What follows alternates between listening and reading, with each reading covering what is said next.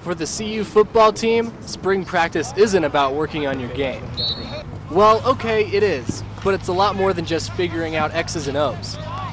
Offensive line coach Jeff Grimes is the newest member of the coaching staff, coming from BYU in February, and he's already making sure his guys are getting mentally prepared. Without question, the first thing on our list of priorities is to develop the right mindset. And in my opinion, the most important thing that you got to have with your offensive line is toughness. Toughness isn't just for the offensive line. Across the board, Coach Dan Hawkins and his staff are working on making players stronger, quicker, and better.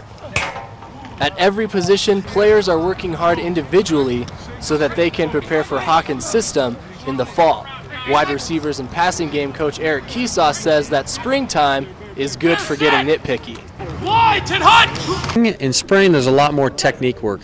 You're really working on just like releases and blocking and route running and the details and the fine tuning. And obviously you're still doing scheme stuff on offense, but you get a lot more time to work on your technique because you don't have to prepare for a game. At least CU isn't preparing for a game against a Big 12 opponent, although it's hard to forget the struggles the Buffs had in their games last season, finishing 2-10. But coaches are helping everyone on the team improve.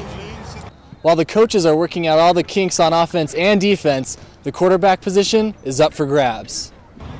Bernard Jackson was the starting QB for most of last season, but Nick Nelson from Saddleback Junior College and redshirt freshman Cody Hawkins are seeing most of the snaps in practice. And as practice goes on, it's becoming more of a two-man race.